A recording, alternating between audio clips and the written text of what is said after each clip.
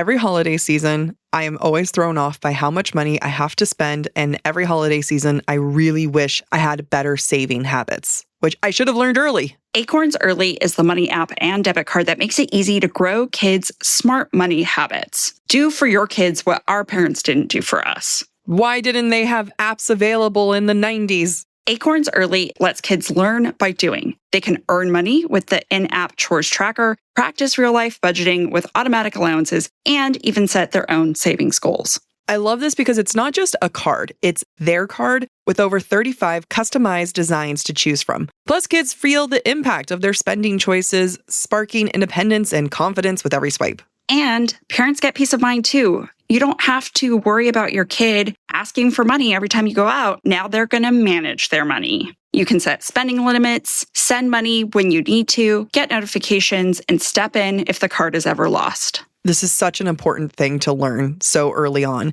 Ready to join over 1.2 million parents and kids who've unlocked their kids' potential with Acorns Early? Get your first month on us when you head to acornsearly.com/booktalk or download the Acorns Early app. That's 1 month free when you sign up at acornsearly.com/booktalk. BOOKTALK. Acorns Early Card is issued by NBKC Bank. Member FDIC pursuant to license by Visa USA. Free trial for new subscribers only. Subscription fee starting from $5 per month unless canceled. Terms apply at acorns.com/earlyterms.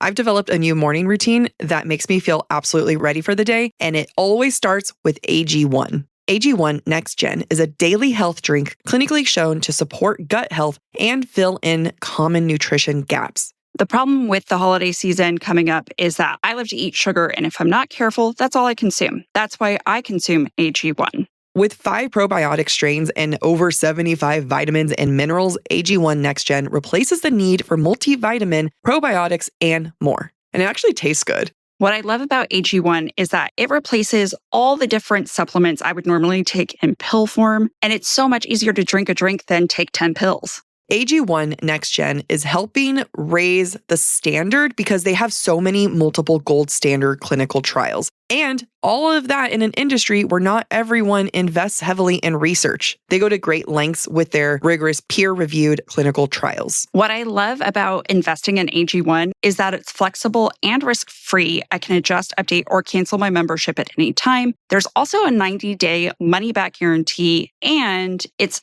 FSA and HSA eligible via TrueMed. Head to drinkag1.com/booktalk to get a free welcome kit with an AG1 flavor sampler and a bottle of vitamin D3 plus K2 when you first subscribe. That's drinkag1.com/booktalk. BOOKTALK. Stay one scoop ahead with your AG1.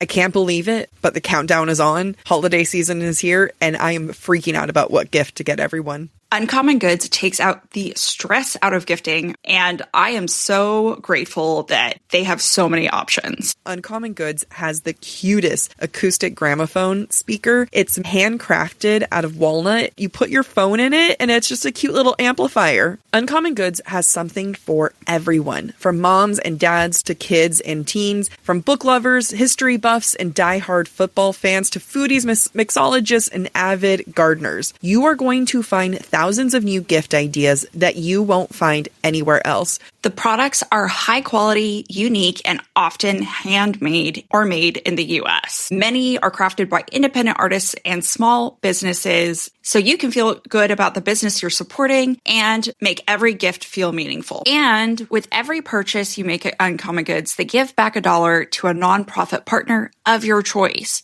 They've donated more than $3.1 million to date. So don't wait. Cross those names off your list before the rush to get 15% off your next gift. So go to uncommongoods.com/booktalk. That's uncommongoods.com/booktalk. BOOKTALK for 15% off.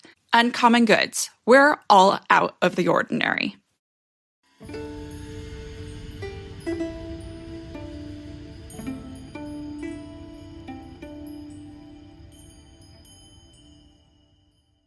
Hey there, we're Book Talk for Book Talk with Jac and Amy, your book besties who take the novels you love seriously. This is Jac. And I'm Amy, and together we mix smart analysis with fandom fun. So let's get into it. This is our Breadcrumbs and Broomsticks episode. where we read your thoughts and interpretations as well as discuss breadcrumbs from chapters 21 through 25 of Sarah J. Maas's third Throne of Glass novel, Heir of Fire. Before we dive in, don't forget Spilt. Spoilers, perspective and interpretation, language, and themes. If you would like more information, please go back and listen to the start of Tuesday's episode. If you want to submit your thoughts for our Breadcrumbs and Broomstick episodes in the future, make sure to follow us on Instagram where we collect listener submissions. All right, Breadcrumbs in chapter 21. I mentioned this in the episode, but worth discussing again. After biting Aelin, Rowan, quote, Rowan grinned. There you are. Again, it feels like very similar to the first time Rhys meets Feyre at Calanmai in ACOTAR. It's worth noting that this book was published 8 months before ACOTAR, and because we know our writer friends who write multiple books at once, the editing and writing of these two books probably overlapped. Oh, almost. I don't want to say guaranteed because nothing's guaranteed, but if I'm going to bet something, it would be that. Yeah. Yeah. It's incredible how early on authors are working on things, especially like here's a little fun fact behind the scenes. So when an author submits their book to their editor, it takes them like 3 or 4 months to get back to them. And so that's often the time where they'll start outlining or writing the second book in the series. Because then at that point, when their editor comes back and says, okay, I have notes, then the author can go in and say, okay, great, because I have these things I want to add or change up. Because this is what happens next in the story. Exactly. And we also know ACOTAR, SGM wrote the first draft of ACOTAR in a month. What? Mm-hmm. What? I didn't know that. I remember reading that somewhere. Damn. Yep. That really spoke to her then. Yeah. I mean, shit. Like, if you go from Heir of Fire to ACOTAR, you can tell that that book spoke to her. Yeah. Like, that was adult SGM writing. Wait, so this one came before ACOTAR. Yeah. Mm-hmm. A lot of guessing. And this is coming from the author friends that we have. There'll be like a book that there's just in their head that they can't get out. And there's already commitment. So they have to like do the thing that they're committed to. But sometimes they'll start writing the other one in the background or taking notes or, you know, jotting down things. So knowing that there was such a strong overlap definitely shows here. I love it. Yep. In chapter 22, Rowan tells Aelin about the time he was tortured. They had me shackled head to toe and ironed to keep me from choking the air out of their lungs. She let out a low whistle. Were you tortured? 2 weeks on their tables before my men rescued me. He unbuckled his vambrace and pushed back the sleeve of his right arm, revealing a thick, wicked scar curving around his forearm and elbow. Cut me open bit by bit. It's foreshadowing for what Maeve will do to Aelin in Kingdom of Ash. Traumatic. Was Maeve ultimately the person who orchestrated Rowan's torture 2 years before? I did a lot of research. Yeah. Because it's such a Maeve thing to do, right? Knowing what she did to his fake mate. I couldn't get a definitive answer, but I would not be surprised. Yeah. Is Aelin just mask up in Kingdom of Ash? She's not cut open bit by bit, too. Is she? Shit.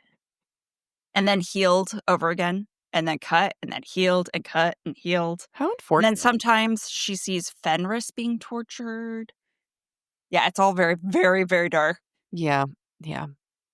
In chapter 24, Aedion thinks about what he's learned from Chaol, including what happened to Baba Yellowlegs. Quote, the Yellowlegs matron had been here for a reason. Aedion was willing to bet good money that whatever monstrosities or weapons the king was creating, they would see them soon enough, perhaps with the witches in tow. Yes, and he's not just talking about wyverns. There are these tower thingies that they use to destroy a lot of shit. And we're going to see that in Queen of Shadows. Destroy some shit. Although, before we get to Queen of Shadows, I can't remember what we said we do. Oh, we'll probably do the Assassin's Blade. Assassin's Blade, then Silver Flames. Oh, no, we're doing Silver Flames first. We're going to do Silver Flames. I don't know. I think 2026 us. That's their problem. Yeah, it's either Silver Flames and then Assassin's Blade or Assassin's Blade and then I'm going to bet it's going to be Silver Flames first. Yeah, because we're trying to anticipate when SJM's going to drop her. That's what it is. The next book. We're guessing it's going to be summer, but I mean, we don't know. We need to prepare for this woman. Yeah. I bet Assassin's Blade only is 5 episodes.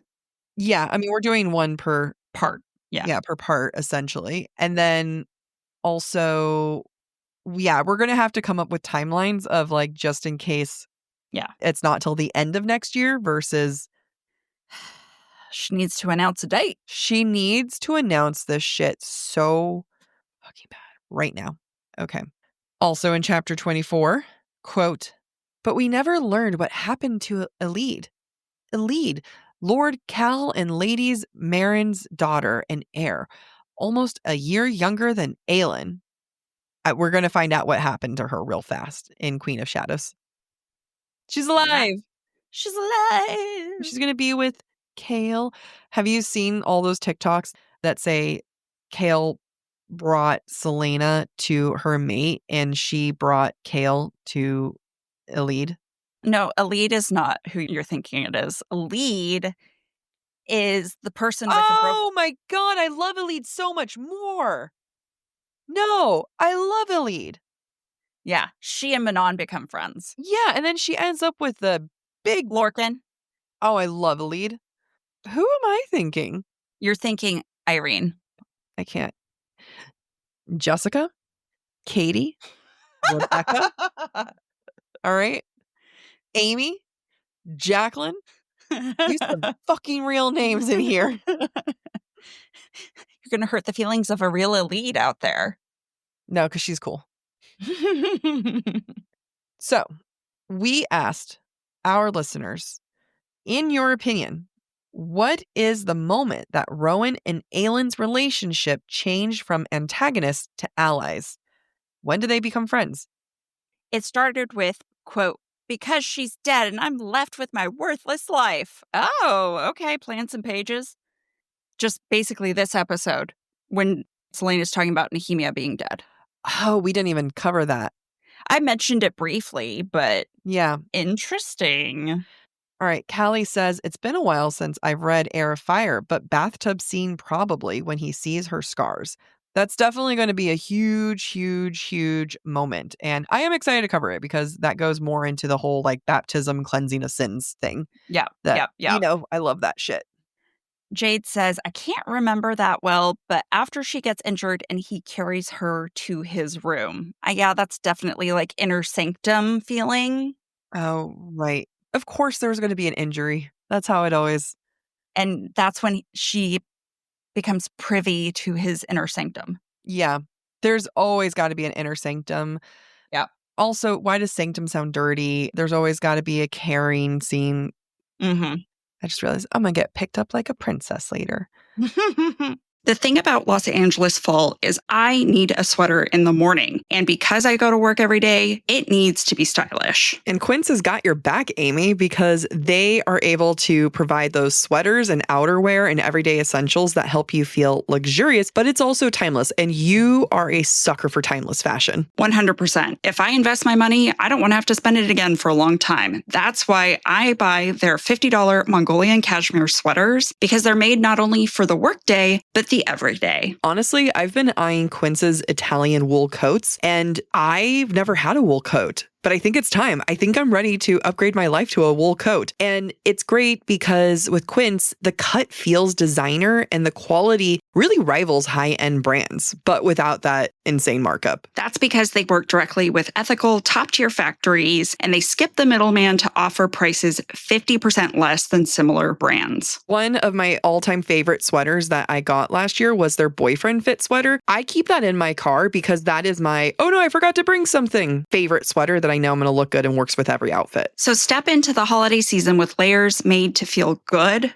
look polished, and last from Quince. Perfect for gifting or keeping for yourself. Go to quince.com/booktalk for free shipping on your order and 365-day returns. And they're now available in Canada. That's QUINCE.com/booktalk, BOOKTALK, to get free shipping and 365-day returns. Quince.com/booktalk. Jane says, they never did. He's just a transforming butler she bangs.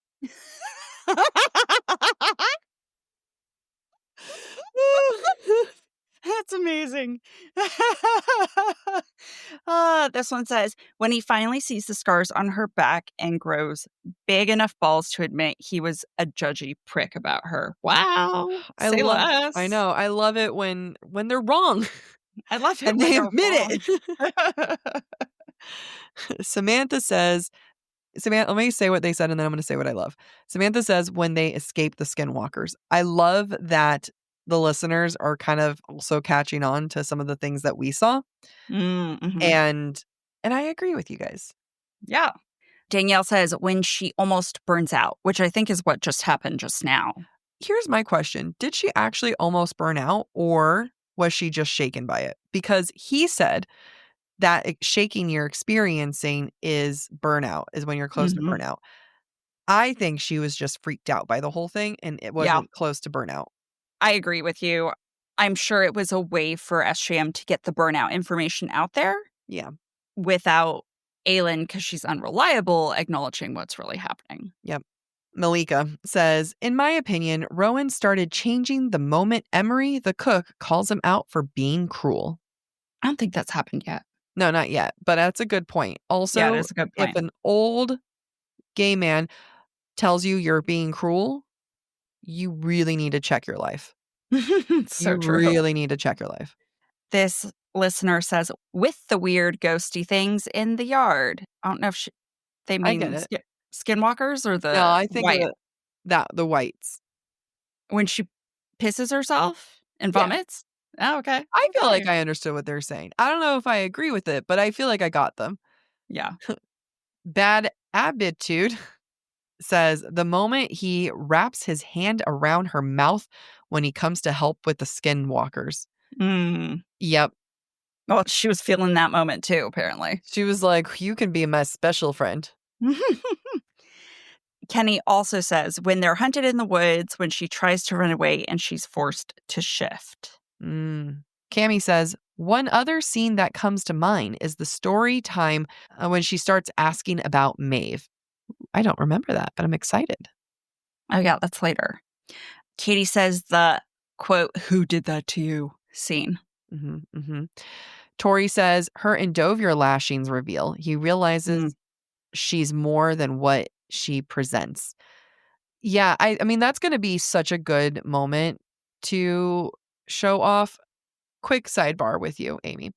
I'm going to say this now. I'm going to say this again because of the whipping on the back. In Ever After, when Danielle gets whipped by her stepmother and she goes to break it off with the prince, and she's just there trying to get him to like leave and, you know, go home, lassie type thing. If it was I, and I think I've said this on the podcast before, I would have been like, hey, remember how you love me? I'm going to show you something. Show him your back, get him outraged, then reveal that you are, in fact, not who you said you were. So, emotional manipulation. Yeah, that's how to do it. Yep. I have a couple more when she almost burns herself out and when he sees her back scars in the bathtub. Haley says, when he realized that she was antagonizing him as a form of self-harm and he'd done the same. Ooh. Oh, like the moment they just had, the silent talk? I was just baiting you. I don't know. I think Haley might be referencing the earlier point. I don't think that's when they become friends, but I would, or maybe we haven't seen it yet, but I would like there to be a moment of like, wow, I'm using you to hurt myself. I think the last one of our responses, when he sees she has struggled as much as he has, that opens a door for a friendship. Yeah. I agree. I mean, at this point, I feel like even though they're reluctantly attracted to each other, I still don't think that Rowan has respect for her Mm-hmm. because he doesn't feel like she has suffered as much as he has. Yeah. And it's not until, like, the only respect he has for anyone are people who he feels have suffered the way he has. And that's really Maeve's cadre because they've all sworn a blood oath to her. And that's what I think I struggle the most with this is that Rowan does not respect her fully. I think he kind of starts respecting her until he realizes just how damaged, like you said, truly damaged she is, just like him. I struggle with people who have that attitude or can't value others unless they've matched their trauma. I Mhm. don't think that's just not a healthy way to connect with others. And I know people might be like, well, that's just him trying to connect with her. Yes, but he doesn't really respect her until he can connect with her. And that's an unfortunate thing. Like, you shouldn't have to connect to people on a trauma level to respect them. Right. And quite frankly, I don't want the people in my life to have experienced the trauma I've experienced. No. You want to be able to have, yeah, you might want people who can relate on some regards, but that's not helpful. And that's not, I don't want to say the word interesting, but like, that's just not how I want the world to be, is that everyone mimics me. You know, even with our dumbass half brains, we're still very different. Yeah, very. But very similar. Plot twist, it's an ad break, but we promise it is still canon.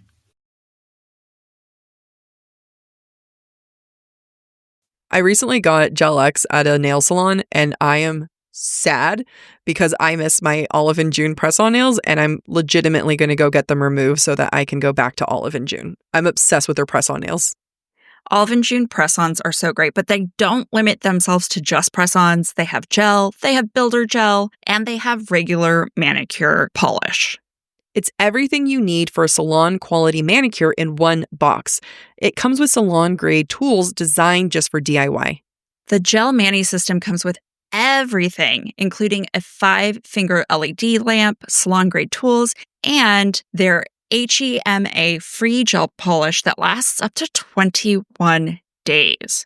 When you get their Olive and June Mani system, you get to customize your choice of 6 different polishes, and the polishes do not chip. They last 7 days or more, and honestly, that just breaks down to $2 per manicure, which is great. It means you can have that confident, polished up feeling whenever you want, and there's no appointment necessary. Quite frankly, appointments should make us all hate the salon. Visit oliveandjune.com/booktalk for 20% off your first gel system.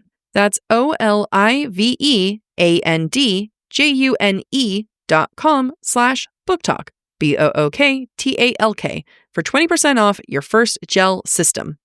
Today was the first day in a long time that I got my walking pad set up at work, and guess what shoes I was wearing? You're Vionic. I sure was. My Vionic Walk Slim Glides. They are so comfy. I can stand at my desk, I can walk at my desk, or I can go on long walks when I don't want to be in a meeting. It's finally getting colder here in LA, so I feel justified to wear my Uptown loafers because it's cozy and it has the perfect fall aesthetic. The best part about it is that they fold flat, so when I go visit my mom for the holidays, they're coming with me easily. They even offer a 30-day guarantee. You wear them, you love them, or return for a full refund within 30 days. Let me tell you, after a day of wearing high heels yesterday and my ankle was sore, wearing my Vionics was the best thing that I did for my feet. And now our listeners can do the best thing for their feet by using code BOOKTALK at checkout for 15% off your entire order at vionicshoes.com when you log into your account. It's a one-time use only. So use that code BOOKTALK, BOOKTALK, at checkout for 15% off your entire order at vionicshoes.com when you log into your account. Vionic Shoes, wearable well-being for your feet. Amy, tell everyone what we're going as for Halloween. We are going as Dumb and Dumber, specifically when they wear the orange and powder blue tuxedos. But ours are sexy women. Photos will be posted. All right. So we asked another question because we weren't sure. Oh, actually, we also got DMs. We'll get to the DMs later. We asked the other question. How much of Dorian's isolation in Heir of Fire is self-inflicted versus understandable, even if he finds comfort in Sorsha? Loner or misunderstood? Abby says, misunderstood, favorite book character of all time. M says, I would also self-isolate if my father was an evil Valg. Okay, so there is some understanding that there is a level of self-isolation here happening, especially with Chaol. Mm-hmm. Someone says both. He's very broody and also in a very singular position. Lobster says, he's pretty, but very stupid and naive. Gomene says, we all would have done the same thing. Yeah. No, I'm a talker, though. The Jane says, trying to reorientate his entire worldview in close proximity to the villain. Okay, that doesn't answer. So self-inflicted is what I'm hearing. Yeah. Kenny says, it's a case for men needing to be better at communication. So self-inflicted. This is an excellent example of the male loneliness epidemic. Mm-hmm. Silver says, misunderstood. Everyone grieves in their own way. And not going to lie, he had some trauma. Is he grieving, though? I mean, I guess the loss of Selena, the loss of friendship. Yeah, sure. Okay, I'm on board. A loss of being normal. Yeah. All right. I'm on board. This listener says, he's a mopey baby. Not as much as Chaol. And I'm actually pro Chaol, but still. Ooh, someone says Dorian was an idealistic, privileged, and spoiled boy. Damn. Rough. I mean, yes. Yeah. But, we never get that. Yeah. Be spicy. Say it. Tori says, neither. He's realizing who he's been isn't who he is. It's a journey of realization, in my opinion. Mm-hmm. I like that. Mm-hmm. Jill says, not what you asked, but this book was too long. 2 and 3 could have been combined. Yeah. Yeah. Oh, someone sent a long message. Let me get it ready. Okay. Cammie says, very understandable. He's dealing with growth and eyes opening about his kingdom/dad. Also, distancing from Chaol creates a sense of being alone. Yep. All right. So this is a long message from Malika. I think it was partially self-inflicted. He was scared and going through an identity crisis, but I think he was too harsh on Chaol, who is his only friend. He knew why Chaol left his family and joined the Guard, and regardless of Chaol's fear of magic, it was pretty clear that Chaol was in Rifthold for Dorian. He had no reason to think otherwise, in my opinion. Yet he admits, quote, this is unfair to Chaol, but I don't care. Accuses him of betrayal and of wanting to be Aelin's king. I agree. That kind of pissed me off. Knowing that Chaol abandoned his title and doesn't want power. Then he does a complete 180 and lectures Chaol about not accepting Aelin and needing to pick a side. And yes, Chaol was a fool in that regard. He needed to rebel against the king and let go of his role as captain for his arc to begin. But he was out there committing treason with Aedion to help Aelin. What had Dorian ever done for her to act so self-righteous? If he truly cared, he could have offered to help Aedion and Chaol. But instead, he just ran back to Sorsha. Aedion and Chaol were risking their lives too. Dorian wasn't the only one in danger. I think that, quote, you cannot choose which parts of her to love comment had more to do with Dorian's feeling that Chaol was abandoning him because of his magic rather than Chaol's relationship with Aelin. It took Chaol calling him his king for Dorian to finally realize Chaol had always been on his side. Of course, their friendship needed conflict to grow into whatever it becomes later, but Dorian really got on my nerves. In most of Heir of Fire, he still felt selfish and desperate for love. Would he even have looked at Sorsha if things had been different? I doubt it. That was great. That was fantastic. That was fantastic. You need to write an article for the Subtext Society Journal. I'm going to send her a quick message.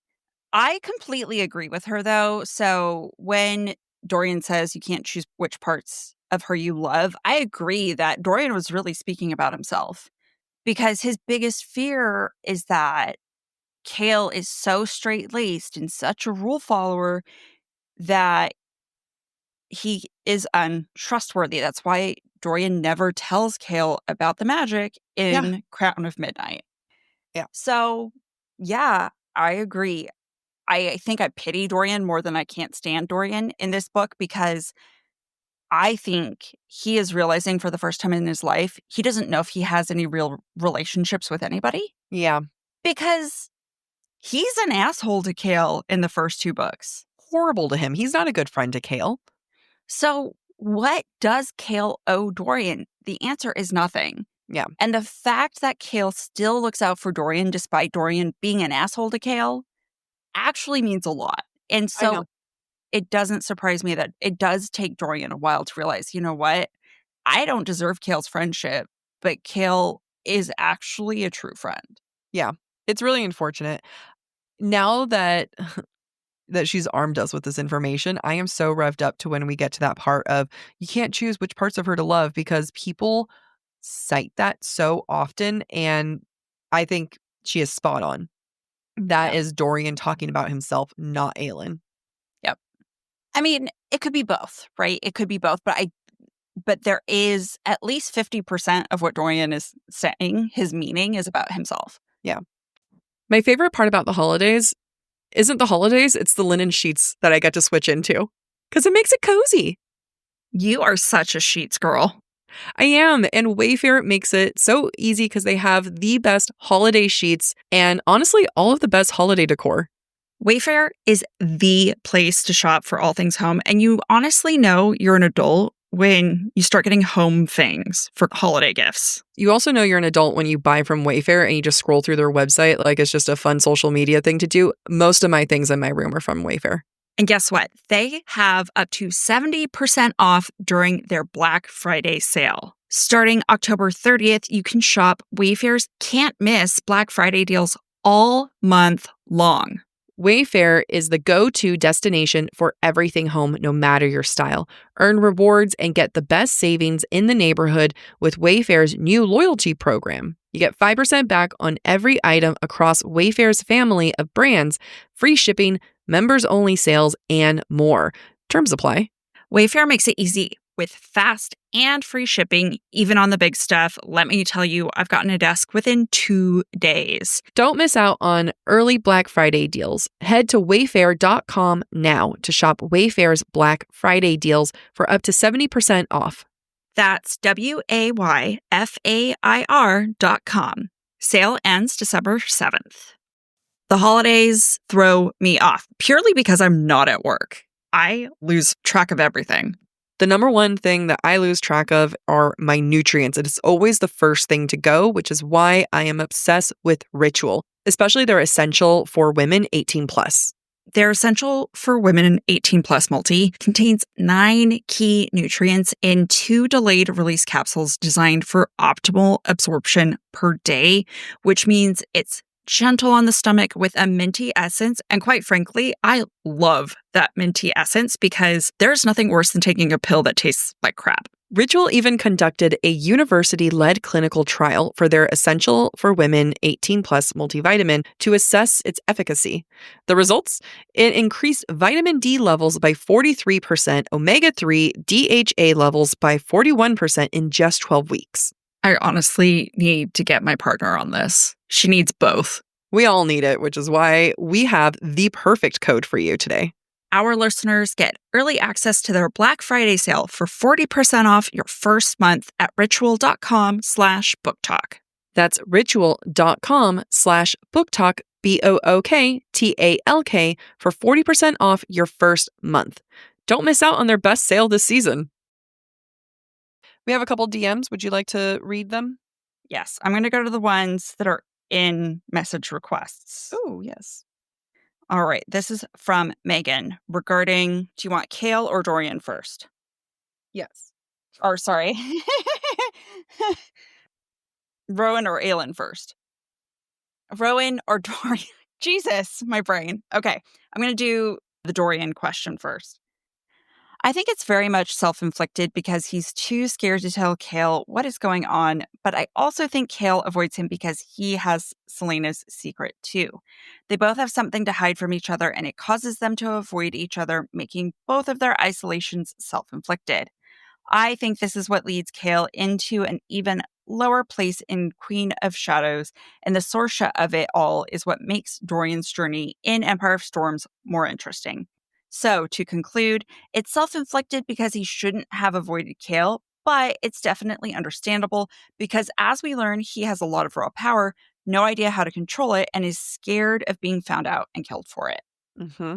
Yep, I agree. Spot on. Yep.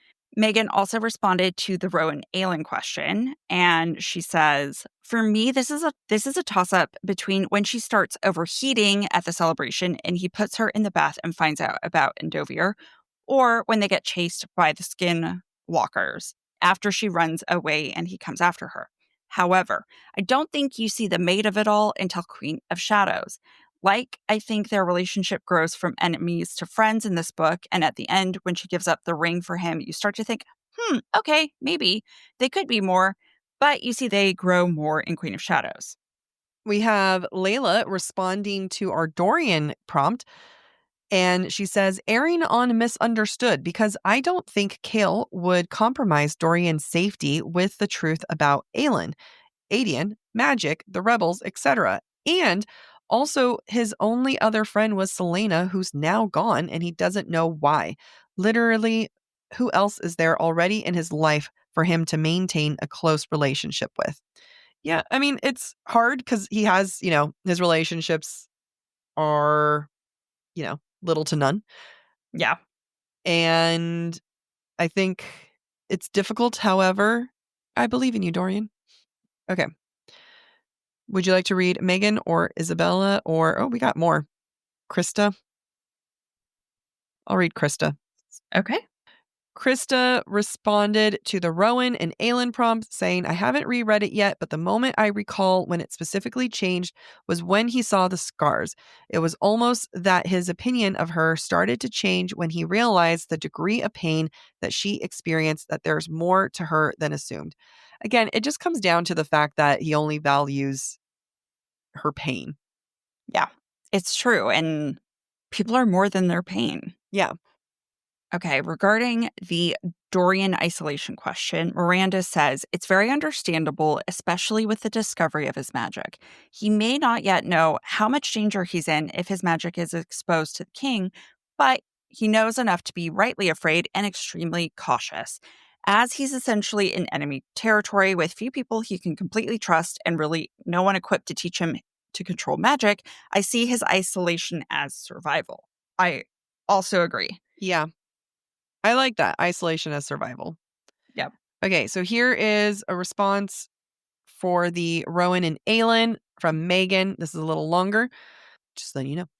"I think the answer is different for both of them. I believe Rowan sees the scars on her back and changed his perception of her. Still, he hadn't decided to treat her differently until after Emerald called him out in the kitchen. And Emerald called Emery, right? Emrys. Emrys, okay. She says Emerald. After Emrys called him out in the kitchen, and Emrys asked him something along the lines of, 'What are you doing to her that takes away the light in her eyes?' I think that's the moment Rowan realized it didn't have to be that way, and that Aelin didn't have to suffer just because he did. For Aelin, I think the moment is after she burns out at the festival, and she relies on Rowan to save/heal her. His seeing her scars and having that vulnerability displayed without being mocked and treated almost reverently when confronted added a layer of intimacy to the relationship that Aelin had never experienced before. I can't remember what book, but at some point, I'm pretty sure multiple times, Chaol comments that she probably did something to deserve that treatment." That's true. It's true. It's true. Like, Dorian was horrified. Chaol was like, "What did you do to deserve that?" when they first encountered those scars, right? Mhm. Not the first time they're intimate, but the first time they see her scars. And I do agree that maybe it wasn't for Rowan the first time that he felt empathy for her, but it's the Yeah. first time she feels safe with him. Yeah. All right. You read Isabel and we're done? Yep. Isabel responded to both. So regarding Rowan and Aelin, she says, I should remember this because I read it recently. I think they become truly friends after she has a near burnout from maintaining the fires during Beltane. I think that's how I can't remember how it's pronounced. Especially when she's in the bath and he sees the scars on her back. But I think they became friendlier to each other slightly before that. I think it's after she attempts to run away in the first few weeks of being at Mistward. Isabel also says regarding Dorian, I think he may be a little bit of both. I think he's really struggling with the knowledge that he now has magic. A part of him feels like he can't trust Chaol with that knowledge because he sent Selena away, and he doesn't know who he can turn to. I think the loner part kind of comes into play because it seems like he felt like he was in danger even to just himself, so he isolated himself as a way to protect others, which I also see. Yeah. We have some great comments. We have some great listeners, some good stuff out here. And I'm excited to see how it continues to progress because next week will be the halfway mark. I can't believe it's already halfway. I know. I'm thrilled. I am looking forward. We're not done with halfway. We have one more, then halfway. No, I understand. I'm waiting for the moment that this book turns around for me. Yeah. And I do think it gets there. And like we were saying earlier, I mean, this is us making lots of assumptions. Mm-hmm. You can tell when the writer doesn't like what they're writing. Yeah. And they're just trying to get to the good stuff. And Manon is the good stuff. Yeah. Right? And there are moments from this book that stick with people that aren't just Manon. And I think that's when it starts getting good for SJM. And that's why it starts getting good for us. Like the very final scene with Dorian and Sorsha kills me every time. Like that storyline guts me. Yeah. So there are parts of this book that I like. I'm waiting for that moment with Aelin and Rowan because right now what SJM has done, it's not Aelin's fault, it's not Rowan's fault. It's SJM as a writer has followed a formula but hasn't put in the heart to make it work. Yep. Absolutely. All right. Let's sign off.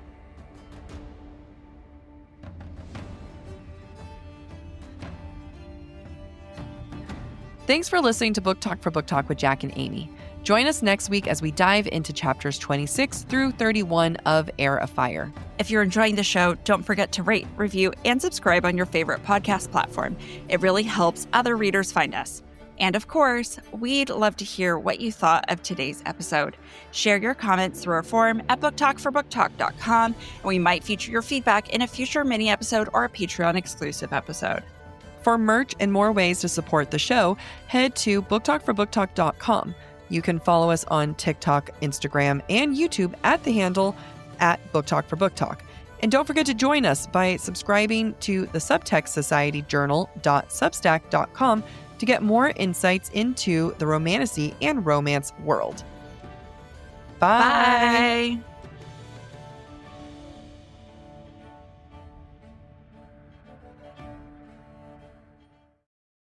The thing about Los Angeles fall is I need a sweater in the morning. And because I go to work every day, it needs to be stylish. And Quince has got your back, Amy, because they are able to provide those sweaters and outerwear and everyday essentials that help you feel luxurious, but it's also timeless. And you are a sucker for timeless fashion. 100%. If I invest my money, I don't want to have to spend it again for a long time. That's why I buy their $50 Mongolian cashmere sweaters, because they're made not only for the workday, but the everyday. Honestly, I've been eyeing Quince's Italian wool coats, and I've never had a wool coat. But I think it's time. I think I'm ready to upgrade my life to a wool coat. And it's great because with Quince, the cut feels designer and the quality really rivals high-end brands, but without that insane markup. That's because they work directly with ethical, top-tier factories, and they skip the middleman to offer prices 50% less than similar brands. One of my all-time favorite sweaters that I got last year was their boyfriend fit sweater. I keep that in my car because that is my, oh no, I forgot to bring something favorite sweater that I know I'm going to look good and works with every outfit. So step into the holiday season with layers made to feel good,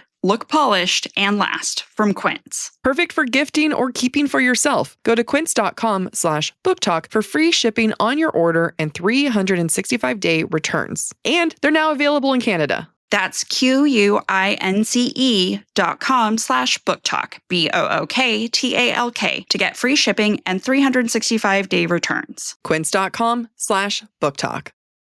The holidays throw me off purely because I'm not at work. I lose track of everything. The number one thing that I lose track of are my nutrients. It is always the first thing to go, which is why I am obsessed with Ritual, especially their essential for women 18 plus. Their Essential for Women 18 Plus multi contains 9 key nutrients in 2 delayed release capsules designed for optimal absorption per day, which means it's gentle on the stomach with a minty essence. And quite frankly, I love that minty essence because there's nothing worse than taking a pill that tastes like crap. Ritual even conducted a university-led clinical trial for their Essential for Women 18 Plus multivitamin to assess its efficacy. The results? It increased vitamin D levels by 43%, omega-3 DHA levels by 41% in just 12 weeks. I honestly need to get my partner on this. She needs both. We all need it, which is why we have the perfect code for you today. Our listeners get early access to their Black Friday sale for 40% off your first month at ritual.com/booktalk. That's ritual.com/booktalk, BOOKTALK, for 40% off your first month. Don't miss out on their best sale this season.